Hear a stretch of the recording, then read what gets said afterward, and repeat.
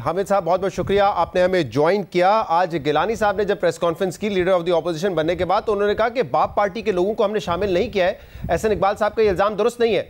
अभी नैयर बुखारी साहब हमारे प्रोग्राम में कह रहे थे कि ये जो इंडिपेंडेंट लोग हैं, ये आज़ाद हैसियत में इलेक्शन लड़े थे, ये कभी हुकूमत को सपोर्ट कर सकते हैं, कभी ऑपोजिशन बेंचेस पे बैठ जाते हैं, इनका बाप पार्टी से कोई ताल्लुक नहीं। हमने बाप के लोगों को लेकर नहीं बनाया है leader of the opposition Gilani साहब को।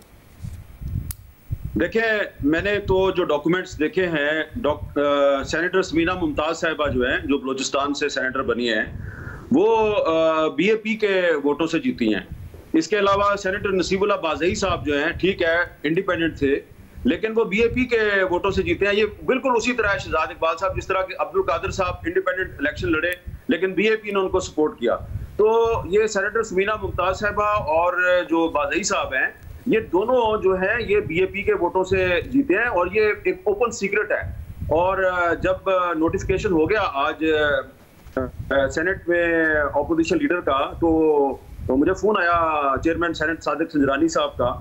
तो मैंने कहा जी सिलेक्टेड ऑपोजिशन लीडर का नोटिफिकेशन हो गया, मुबारक हो। तो उन्होंने बड़ा कहका लगाया, उन्होंने कहा गिलानी साहब आपके भी दोस्त हैं, मेरे भी दोस्त हैं, तो उनको बुलाएंगे, इकट्ठे बैठ के खाना खाएंगे।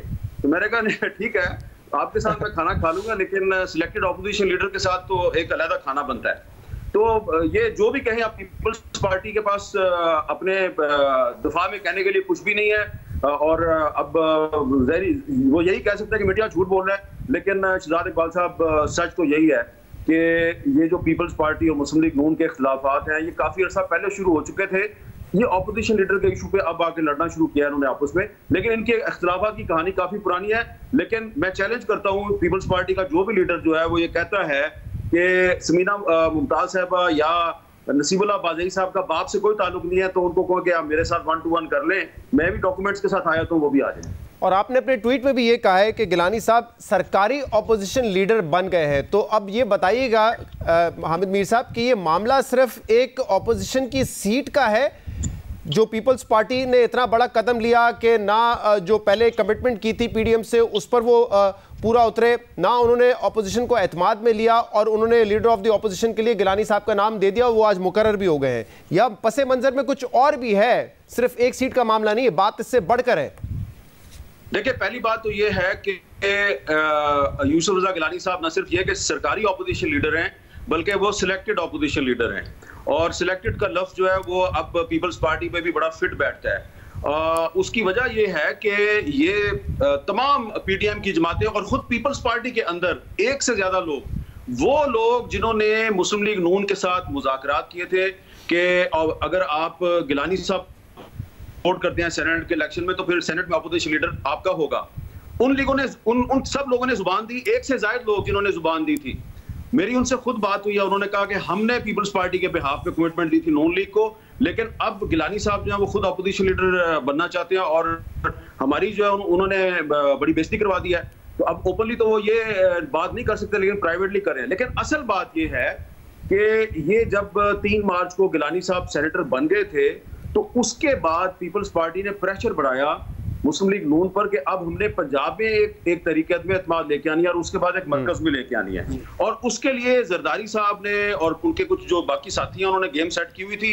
आपको याद होगा बिलावल साहब लाहौर गए थे, परवेज लाई साहब से, शुजात साहब से मुलाकात हुई थी, सब कुछ तय हो गया था, बातचीत तय हो गई थी और ताकतवर लोग भी ऑन बोर्ड थे। लेकिन नवाज शरीफ साहब ने आखिरी वक्त पर नो कर दिया। उन्होंने कहा कि हम अपने आप पर ये टैग नहीं लगवाना चाहते कि हमने एस्टेब्लिशमेंट के साथ मिलकर पंजाब में उस्मान बुज़दार को हटाया है, ये काम हमने नहीं करना। यहां से लड़ाई शुरू हुई है, यही असल लड़ाई है। और अब नून लीग वाले जो हैं वो उनको चाहिए कि अब मिफ्ता इस्माइल के लिए कराची के बाई इलेक्शन के लिए पीपल्स पार्टी की हमायत के लिए मिन्नत समाजत खत्म करें। दूध का दूध पानी का पानी हो गया। पीडीएम को पीपल्स पार्टी के बगैर चला सकते हैं, इसमें कोई मसला नहीं है उनके लिए, क्योंकि वो प्राइवेटली तो हमें यही कहते हैं ना मुस्लिम लीग नून वाले कि अगर हमने लॉन्ग मार्च करना है, तहरीक चलानी है, तो पंजाब में तो पीपल्स पार्टी के पल्ले कुछ है ही नहीं, हमें तो उनकी पंजाब में जरूरत ही नहीं है। तो अगर आप प्राइवेटली हमें ये कहते हैं कि हमें पंजाब में पीपल्स पार्टी की जरूरत ही नहीं है, हमने लॉन्ग मार्च भी खुद ही करना है, तो फिर आप पब्लिकली ये क्यों कहते हैं कि जी अभी हम साथ लेकर चलना चाहते हैं? तो वैसे तो आपके ख्याल में सिर्फ जबानी जमा खर्च है जो आज गिलानी साहब ने भी कहा कि हम पीडीएम को इंटैक्ट रखना चाहते हैं और असल में पीपल्स पार्टी का कोई अब खास इंटरेस्ट है नहीं,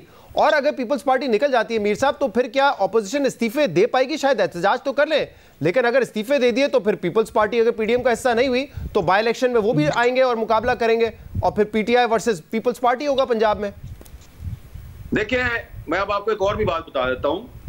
पीपल्स पार्टी वालों को किसी ने ये कहा है कि आप जो है वो अगर हमारे साथ मिलकर चलेंगे तो आपको बहुत कुछ मिलेगा, और हम जुलाई में जो आज़ाद कश्मीर में एक इलेक्शन होने वाला है तो उसमें हम आपको बहुत कुछ दे सकते हैं। तो पीपल्स पार्टी के साथ ऐसा ही वादा गिलगित बल्तिस्तान में भी हुआ था, वो वादा पूरा नहीं हुआ। अब उनको नारा लगाया गया है आज़ाद कश्मीर का। तो मेरा ख्याल है बेहतर है मुस्लिम लीग नून के लिए कि वो पीपल्स पार्टी से अलहदा होके अब सियासत करे, क्योंकि कुछ हफ्तों के बाद जुलाई में, रमजान के बाद जुलाई आ जाएगा तो फिर दोबारा पीपल्स पार्टी और मुस्लिम लीग नून आजाद कश्मीर में आमने सामने होंगे। तो बेहतर है कि मुस्लिम लीग नून जो है वो लोगों को भी बेवकूफ ना बनाए, अपने आप को भी बेवकूफ ना बनाए। पीपल्स पार्टी ने उनके साथ नहीं चलना तो उसके बगैर सियासत करें, पहले भी उसके बगैर सियासत करते रहे, आइंदा भी हो सकती है।